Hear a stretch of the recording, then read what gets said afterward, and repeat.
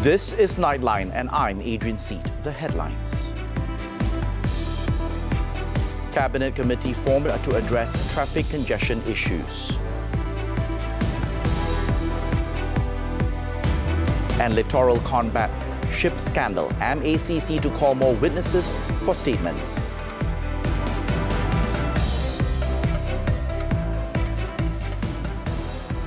Thanks for joining us. In a bid to address traffic congestion issues, the government will make public transportation programs a priority in the 2024 budget. The Prime Minister said the move is necessary as traffic congestion issues could impact the country's productivity, citing a study from Bangkok that he had read. Speaking at the launch of the Putrajaya Mass Rapid Transit Line Phase 2 on Thursday, the Prime Minister said that Transport Minister Anthony Loke is preparing a comprehensive public transportation framework. Produktiviti negara itu akan terjejas kerana kesesakan. Masa yang diambil untuk bekerja, untuk sampai ke tempat kerja, itu adalah masa yang menyebabkan hilangnya produktiviti. Satu kajian yang menarik saya lihat di Bangkok beberapa tahun yang lalu yang menunjukkan berapa bilion dolar kehilangan dari sudut produktiviti semata-mata kerana kesesakan yang parah. Sebab itu jawapannya apa? Jawapannya pengangkutan awam. He said that he agreed with Loke that public transportation programs are a priority. The Prime Minister said that once the comprehensive public transportation framework is ready, it will be presented to the Cabinet for its implementation. In his role as the Finance Minister, Dato Sri Anwar said that public transportation will be a focus of the budget next year, which had to take a back seat to education and healthcare this year.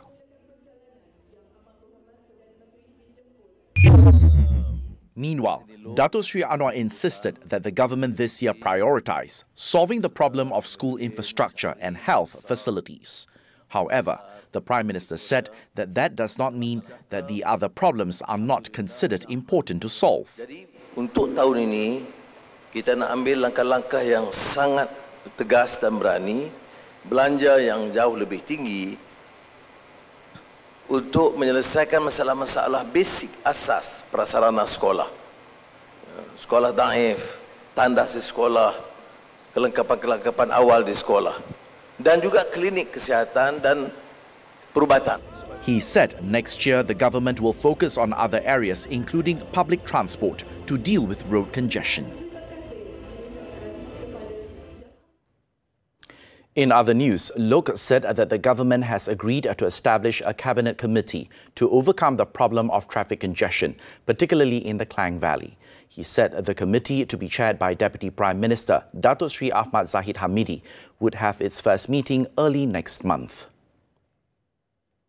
Kabinet akan memberikan perhatian yang serius kepada isu kesesakan lalu lintas ini. Itu sebabnya kita telah pun bersetuju untuk membentuk satu Kabinet Komiti. Kabinet Komiti ini akan merangkumi pelbagai kementerian untuk melihat kepada langkah-langkah yang lebih komprehensif, yang lebih menyeluruh. Loke said this at a press conference after the launch of MRT Putrajaya Phase 2 on Thursday. The minister added that the government will also continue to enhance the public transportation system and develop its networks in order to alleviate traffic congestion, especially in the Klang Valley.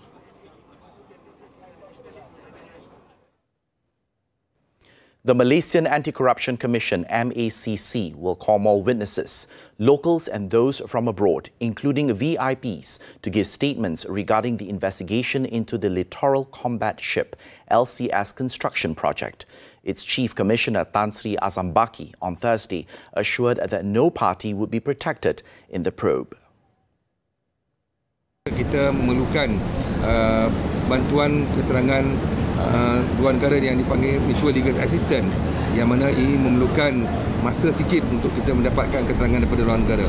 Saya tidak menolak sesiapa sajalah, baik VIP ke mana mereka yang terlibat dalam kes ini, semuanya akan dipanggil untuk bagi membantu kesiasatan kes ini.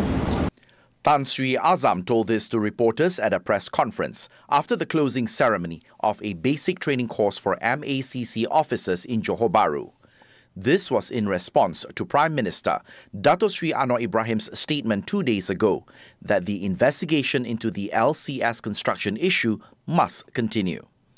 On Perikatan Nasional Chairman Tan Sri Muhyiddin Yassin challenging the MACC to investigate political funds received by UMNO, PKR and DAP.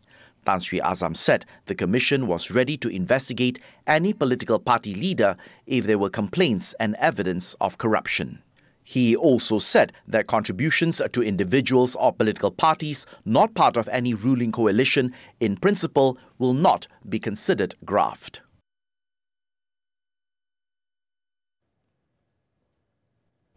The Inland Revenue Board, LHDN's Special Voluntary Disclosure Program, SVDP 2.0, is targeting, amongst others, TikTokers and social media influencers to be registered as individual taxpayers. Its Chief Executive Officer, Dato' Muhammad Nizom Sairi, said that the program aims to get individuals or businesses that have never been registered to come forward and report their taxable income, and no penalty will be imposed on them. Oleh kerana mereka adalah dalam public environment sebagai satu peringatan, bukanlah amaran, bahawa lembaga hasil nampak apa yang berlaku. Jadi datanglah ke hadapan. Ini adalah peluang yang terbaiklah dalam SVD ini. Dato' Muhammad Nizom said this to reporters after a panel discussion of the Deloitte TaxMax program in Petaling Jaya on Thursday. He also said since last year, LHDN had registered individuals aged 18 and above using the Tax Identification Number (TIN) initiative to compare TikTokers and influencers with existing taxpayer data. He explained that the earnings of those in the group can clearly be assessed based on their number of followers as well as the content uploaded on social media, so they should not avoid declaring any unreported income.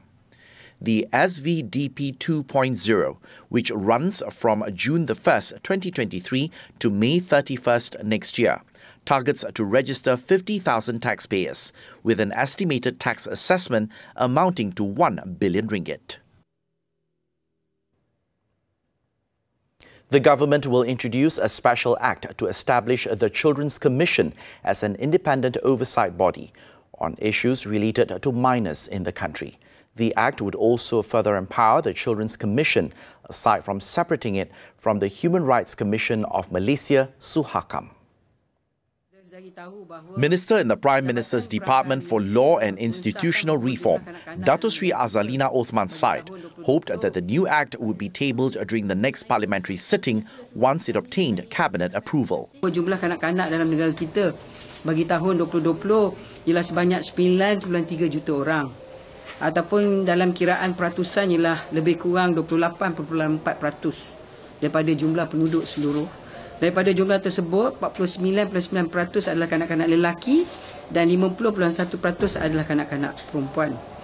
Oleh itu, disebabkan oleh peratusan yang tinggi yang mana kanak-kanak dalam negara kita lebih kurang daripada 30% jumlah masyarakat kita, adalah penting bagi kerajaan hari ini, kerajaan Madani, untuk memberi perhatian yang lebih dalam menjaga kebajikan dan kesejahteraan kanak-kanak. Dato Sri Azalina said this during a press conference at her office in the Parliament building on Thursday. Also present was Children's Commissioner Dr. Faranini Dusuki, who was appointed to Suhakam on March the 8th.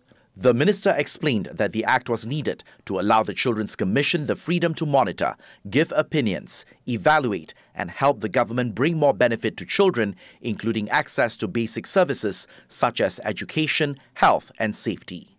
Otherwise, the Commission would be limited to the Suhakam Act.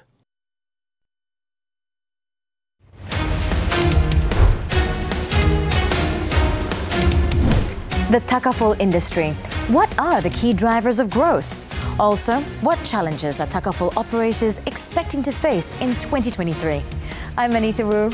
And I'm Nor Azman Zainal of Takaful Malaysia. Join us on Money Matters. This Saturday, 5 p.m. only on TV3.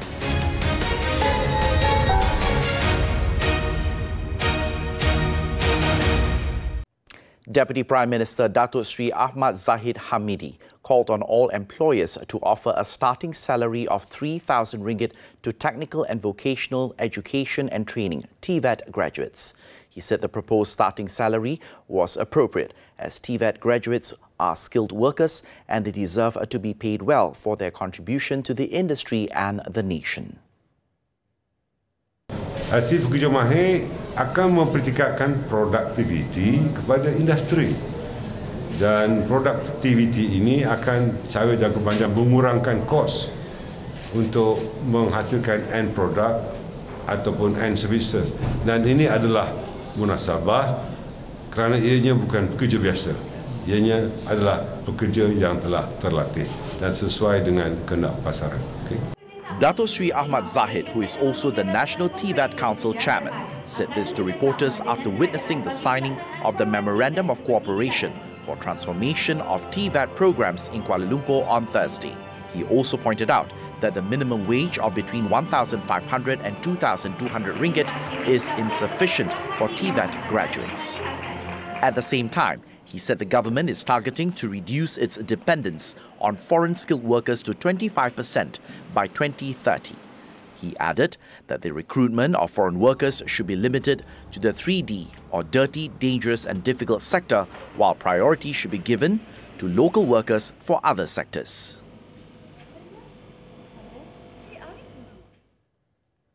At another event on Thursday, Datuk Sri Ahmad Zahid said the government will establish a new healthy and balanced diet guideline based on the Health Ministry's advice to curb malnutrition amongst school students. He said about 5.6 million Malaysians comprising preschool children, primary and secondary school students were experiencing malnutrition in the country.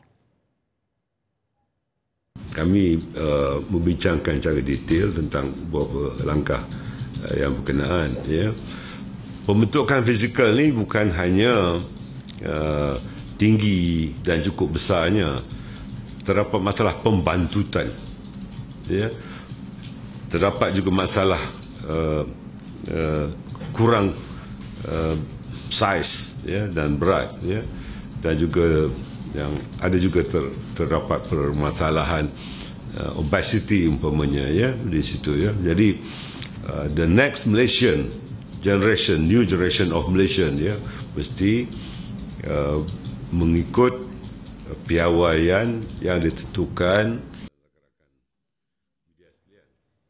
He said this at a media conference after the National Social Council NSC meeting in Parliament on Thursday. Datuk Sri Ahmad Zahid added that 800 million ringgit would be also allocated to provide a balanced food intake in primary and secondary schools alone. According to him, the malnutrition issues amongst the children, if not curbed, can lead to nutritional deficiencies in the next generation. The Higher Education Ministry has introduced the Menu Siswa Rahmah initiative, with meals priced at RM3.50 at 20 public universities and polytechnics nationwide. Its Minister, Datuk Sri Muhammad Khalid Nordin, said the initiative will benefit as many as 320,000 students from the B40 category. Datuk Sri Muhammad Khalid said the initiative could be implemented due to the fact that public universities did not charge stall rental costs to traders, which involved a cost of 3 million ringgit per year, while at the polytechnics, this involved a cost of 700,000 ringgit annually. Jadi dengan tidak mengutip sewa itu dapat mengurangkan harga makanan, maka harga makanan yang disediakan yang dijual kepada pelajar adalah RM3.50. He said this to the media after checking out for himself the Menu Siswa Rahmah initiative at Universiti Kebangsaan Malaysia UKM in Bangi on Thursday. Datuk Sri Muhammad Khalid also said that the public universities and polytechnics would still provide the Menu Rahmah priced at RM5 for those who can afford it. He added that these higher learning institutions will also provide tokens to the students from the B40 category to distinguish students who are eligible for the Menu Siswa Rahmah.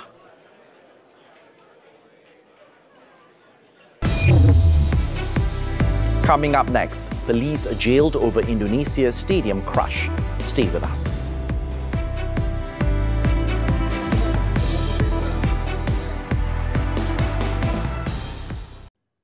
Welcome back. Over in Turkey, at least 14 people were killed while several others remained missing after floods swept through the streets of two cities in the country's southeast that was devastated by last month's earthquakes.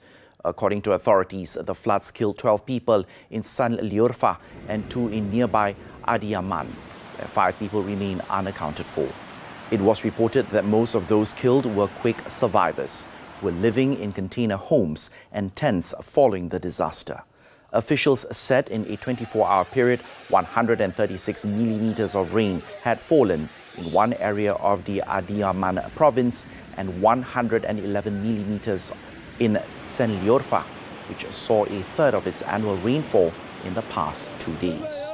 The Weather Service expects the rain to last until the end of the week.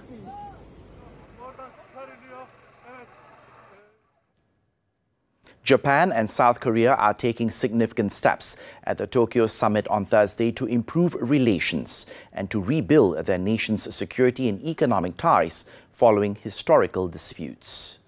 At a joint meeting, South Korea's Yoon Suk-yeol and Japan's Fumio Kishida highlighted how the two U.S. allies have been pushed closer by North Korea's frequent missile launches, as well as growing concern about China's more muscular role on the international stage.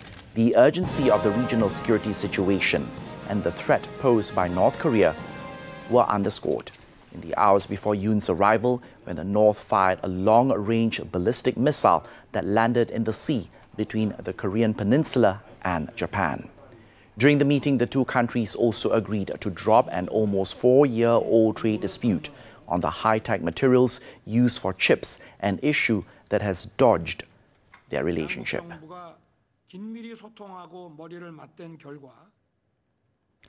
A Pakistani High Court has ordered the police to postpone an operation to arrest former Prime Minister Imran Khan to Friday, diffusing a surge in violence that saw supporters of Khan fighting pitched battles with security forces. Previously, a lower court in Islamabad had issued a warrant against former international cricketer Khan for defying orders to present himself in court over charges that he unlawfully sold state gifts given to him by foreign dignitaries when he was Prime Minister from 2018 to 2022. Khan denied the charges, and on Tuesday and Wednesday, dozens of Khan's supporters, armed with batons and slingshots, barricaded his home to prevent security forces from arresting him. The court-ordered attempt to arrest Khan, which began on Tuesday, triggered clashes between his supporters and security forces in his Lahore neighborhood, raising fears about the political stability of nuclear-armed Pakistan as it faces an economic crisis. The violence subsided after the High Court halted the police operation on Wednesday. An Indonesian court on Thursday jailed a policeman, but cleared 2 other officers of negligence over crowd control measures at a local football match that led to one of the world's deadliest stadium stampedes. The 2 officers freed by the judge were Bambang Siddiq Achmadi and Wahyu Sitio Pranoto, while the only officer jailed was Hasdar Mawan, who led a unit of the paramilitary police squad known as Brimob. He is sentenced to 18 months in jail. Authorities had earlier said Hasdar Mawan had ordered police to fire tear gas, which football's world governing body FIFA has banned as a crowd control measure. An investigation by Indonesia's Human Rights Commission found that the main cause of the stampede was police firing 45 rounds of tear gas into the crowd. The October 2022 derby in Malang, East Java between Arema FC and Persebaya Surabaya ended in chaos, with 135 spectators killed, many crushed as they fled for exits after police fired tear gas into the crowd.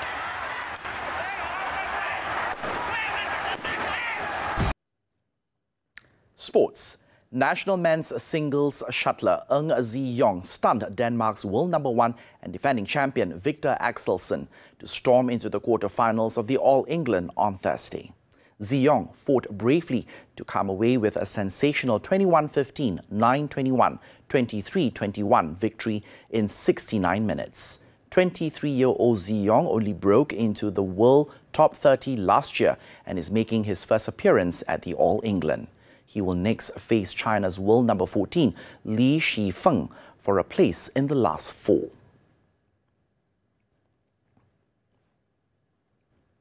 Meanwhile, Malaysia's representation in the men's doubles came to an early end when professional doubles pair Ong Yew Sin Teo Yi lost to Indonesia's defending champions Muhammad Shohibul Fikri Bagas Mauluna. Yew Sin Yi, the 8th seeds, lost in straight sets that lasted for 44 minutes at the Utilita Arena in Birmingham. The country's professional mixed doubles pair, Tan Kian Ming, Lai Pei Jing, were also shown the exit in the second round after going down to Japan's Yuki Kaneko Misaki Matsumoto in 3 sets. Yuki Misaki will now face China's top seeds, Zheng Siwei, Huang Ka-kyong, in the quarterfinals. 2 Super League matches were played on Thursday night. Negeri Sembilan beat Terengganu 2-1 at the Tunku Abdul Rahman Stadium in Paroi, while Perak succumbed to a 3-0 defeat to Sri Pahang FC. At the Perak Stadium in Ipoh, Kapah Sherman put the visitors in front in the 13th minute before Stefano Brundo doubled the lead in the 37th minute. Zuhair Aizat scored Sri Pahang's 3rd goal in the 74th minute.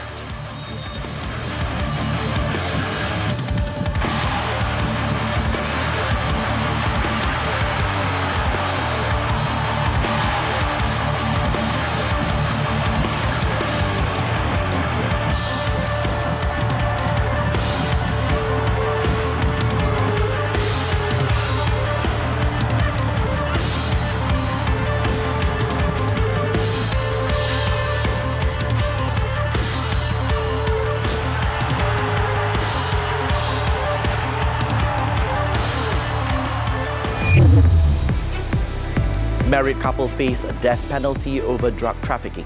This and more from the local front after this breather.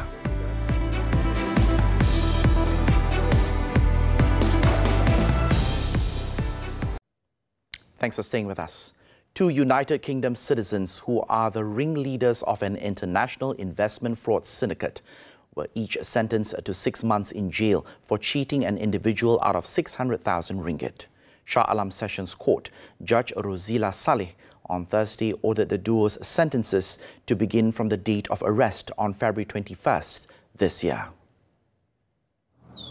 The court also slapped a 55-year-old Andrew Mark Peters with a 180,000 ringgit fine, while 51-year-old Darren Anthony McNicholas was sentenced to pay a 140,000 ringgit fine. Both are to serve 22 months and 16 months in jail respectively if they failed to pay their fine. The punishment was given after Peters and McNicholas pleaded guilty to 2 counts of cheating Ian Strachan, a Scottish national, in 2019. They deceived the victim into believing that he was guaranteed to make a significant profit from a purported investment by buying shares in 2 non-existent companies. It was reported that the Malaysian Anti-Corruption Commission (MACC) on February 21st busted an international investment scam syndicate that had raked in 200 million ringgit from victims in Australia and the UK. In Pulau Pinang, a disabled man and his wife were facing the death penalty after they were slapped with 2 charges of drug distribution last March 5th. Both the accused, Sharizal Said, 46 years old, and Zarima Yusof, 43 years old, just nodded when the charges were read to them. At the magistrate's court, they were charged with distributing 310 grams of methamphetamine at 491 Batu Uban Gelugo at 12 noon on March the 5th. Meanwhile, in the same court, the couple, together with an individual who is still at large, also face another charge of drug trafficking. They were charged with distributing 6,489 grams of methamphetamine and 7,144 grams of cannabis at a condominium in Gelugo at 2:10 p.m. on the same day. Both charges are under the Dangerous Drugs Act 1952. If convicted, it carries death by hanging or life in prison and 15 strokes of the rotan. Magistrate Melati Diana Abdul Wahab fixed June 22nd for remention of the case.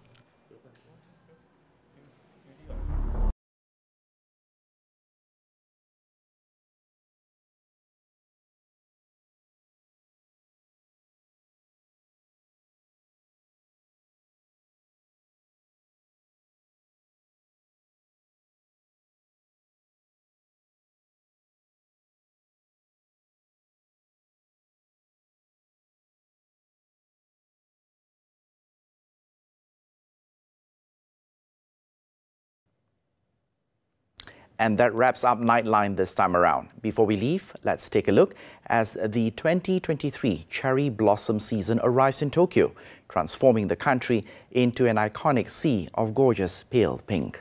With that, I'm Adrian Seat. Thank you for watching and stay safe, Malaysia.